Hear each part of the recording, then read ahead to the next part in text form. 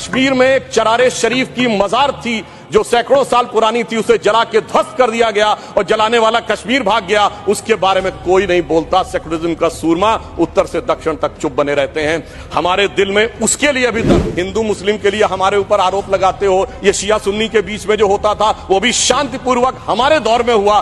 कश्मीर हो या देश का कोई और हिस्सा हो। बहुत बताया जाता है कि जम्मू कश्मीर सूफी का बहुत बड़ा सेंटर था। मैं पूछना चाहता हूं कि विगत 30 वर्षों से सूफीज्म के 4 बड़े सिलसिले हैं, नक्शबंदी, सोहरावर्दी, चिश्ती और कादरी। एक का भी कोई मरकज बचा हो तो बता दीजिए। कि मुस्लिम समाज के लिए सबसे मुकद्दस मस्जिद हजरत बल पे नवंबर 1993 में आतंकवादियों ने कब्जा कर लिया था। ये वो भी दौर था, मगर इसके बावजूद किसी को उस दौर में खराबी नजर नहीं आती थी। जिस समय आतंकवाद शुरू हुआ था, जस्टिस नीलकंठ गंजू की हत्या उस समय हुई जब श्री राजीव गांधी जी के नेतृत्व में भारत के इतिहास की सबसे मजबूत सरकार थी। वो तो लोगों को याद होगा।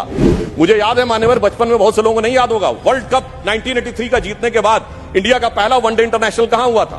13 अक्टूबर 1983 को श्रीनगर में, भारत और वेस्ट इंडीज के बीच में।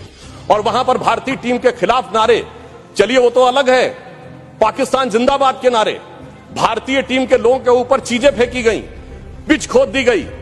उस समय तो सर्वकालीन शक्तिशाली प्रधानमंत्री जिन्हें विपक्ष मानता है, श्रीमती इंदिरा गांधी जी का शासन। उत्तर से दक्षिण तक सारे राज्यों के नाम बदल गए। एक ही राज्य है जिसका प्राचीन काल में जो नाम था नीलमत पुराण में यदि कश्मीर था तो आज भी कश्मीर है। पहली बार 30 साल के बाद 27 जुलाई को शियाओं का मुहर्रम का जुलूस भी शांतिपूर्ण ढंग से और पूरे अकीदत के साथ चला। और 30 साल के बाद सिनेमा हॉल खुले। यह सत्य है कि कश्मीरी पंडितों का जेनोसाइड और नरसंहार हुआ था। ये एक दौर था जब उस नरसंहार के आरोपी और समर्थक दिल्ली में आते थे तो रेड कार्पेट वेलकम के साथ आते थे। जलवाए जलाल से दिल्ली की सरजमी पर जलवा अफरोज होते। आज भी वो आते हैं, मगर ईडी के सम्मन पे आते हैं, एनआईए की पेशी में आते हैं। ये अंतर आया है हमारी सरकार और उस सरकार के दौर में। महोदय, मैं एक बात याद दिलाना चाहता हूं। मैं लखनऊ का रहने वाला हूं। वहां भी मैंने बचपन में हिंदू मुस्लिम कॉन्फ्लिक्ट नहीं सुना था, शिया सुन्नी कॉन्फ्लिक्ट सुने थे। इनकी सरकार के समय में शियाओं का जुलूस, मदे साहबा का जुलूस रोक दिया गया था। 22 साल तक रुका रहा। जब हमारी सरकार आई उसके बाद वहां पर शियाओं का मदे साहबा का जुलूस निकलने की स्थिति आई। मैं पूछना चाहता हूं भाई, हिंदू मुस्लिम के लिए हमारे ऊपर आरोप लगाते हो, ये शिया सुन्नी के बीच में जो होता था वो भी शांतिपूर्वक हमारे दौर में हुआ। कश्मीर हो या देश का कोई और हिस्सा हो, यह दर्शाता है कि हमारी सरकार सभी समुदायों को समान रूप से उन्नति का अवसर देती है। और 30 साल के बाद सिनेमा हॉल खुले। आज जब सब कुछ शांतिपूर्ण और सही ढंग से चल रहा है तब यह समस्याएं नजर आती हैं कि आज दुनिया का सबसे ऊंचा पुल जो 1315 मीटर का है वो आज चिनाब नदी के तट के ऊपर बना हुआ है। यह दर्शाता है कि कश्मीर किस नई ऊंचाई की तरफ जा रहा है। महोदय, मैं याद दिलाना चाहता हूं, हमारे बचपन में जिस जमाने में कश्मीर में आतंकवाद फैला था तो हम लोग कहते थे झेलम नदी का प्राचीन वैदिक नाम है वितस्ता और चिनाब का है अक्सिनी। तो हम कहते थे बो दिए विष बीज किसने, अब वितस्ता ने पुकारा, क्यों झुलसता जा रहा कश्मीर नंदन वन हमारा। आज मोदी जी की सरकार आने के बाद हम कह सकते हैं, पर आज दुनिया का सबसे ऊंचा पुल अक्सिनी पर हमारा जो उभरता जा रहा, जो निखरता जा रहा कश्मीर नंदन वन हमारा।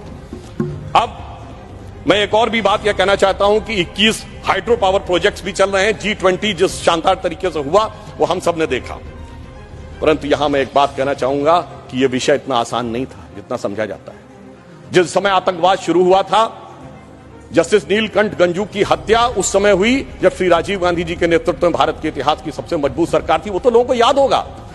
परंतु उसके बाद ऐसा दौर भी आया कि वो सब लोग आरोप से छूट गए। कल माननीय गृह मंत्री जी ने जब लोकसभा में कहा था, कुछ गलतियों के बारे में कहा था, तो वहां पर नेता प्रतिपक्ष ने कहा था कि साहब गलतियां अगर हैं तो इस बारे में चर्चा कर ली जाए।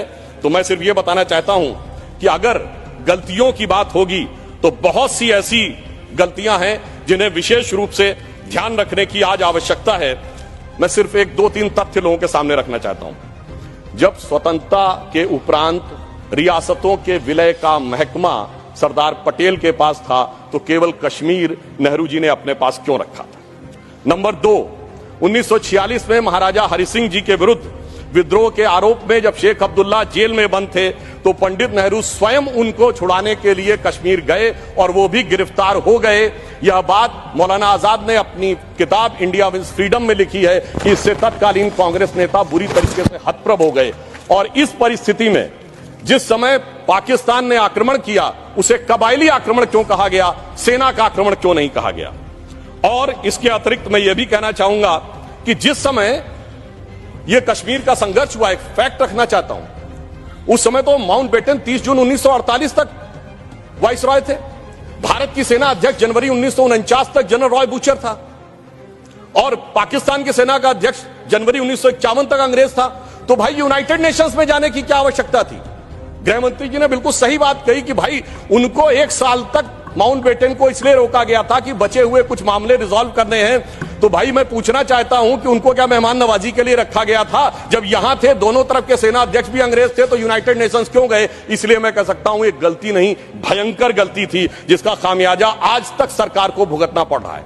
और फिर इतना ही नहीं, करेस्पॉन्डेंट ऑफ सरदार पटेल से बहुत स्पष्ट है कि वहां लिखा जा रहा था कि residual powers will be vested in the interim government of Jammu and Kashmir, जिसको सरदार पटेल के इंसिस्टेंस के ऊपर यूनियन गवर्नमेंट कर दिया गया। अगर रेजिडुअल पावर्स उनके पास वेस्टेड होती तो आप समझ सकते हैं कि आज कितनी बड़ी चुनौती का सामना करना पड़ता। और ये correspondence of Sardar Patel 1945 to 50 के खंड 1 में जो वी शंकर उनके सेक्रेटरी थे, उन्होंने इस बात को लिखा है।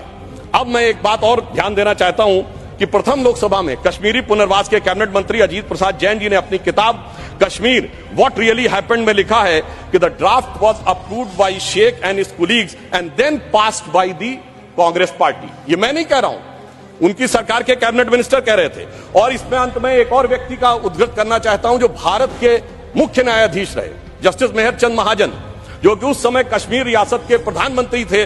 उन्होंने आकर कहा कि 24 अक्टूबर 1947 को वो पत्र लेकर आ गए थे, परंतु उसके बावजूद 2 दिन तक सिर्फ इसलिए मामला अटका रहा। ये मैं नहीं कह रहा हूं, जस्टिस महाजन ने अपनी किताब लुकिंग बैक में लिखा है, क्योंकि नेहरू जी की यह शर्त थी कि शेख अब्दुल्ला का पहले स्थान तय हो जाए नई सत्ता में, इसके उपरांत ही कश्मीर के विलय का प्रस्ताव होगा। वो सारी बातें आपको पता हो गई कि जब समय उन्होंने कहा था कि हम जाकर कराची चले जाएंगे यदि हिंदुओं की रक्षा की गारंटी श्रीनगर में फंसे हुए लोगों के लिए जाए। इसलिए मैं कहना चाहता हूं इसके लिए एक दिन नहीं, एक सत्र भी कमजोर पड़ जाएगा। और आज अगर आप देखें कि अंतर देखिए, एक उधर का कश्मीर और एक इधर का कश्मीर। एक इधर का कश्मीर है जहां पर टेक्नोलॉजी में, जहां पर की कल्चर में उन्नति हो रही है, जहां विकास हो रहा है, G20 किया जा रहा है। और एक उधर का कश्मीर है, यहां हमारा सबसे ऊंचा पुल है और वहां बड़े बड़े आतंकवादी संगठनों के साथ उधर के कश्मीर के लोग बैठे हुए हैं।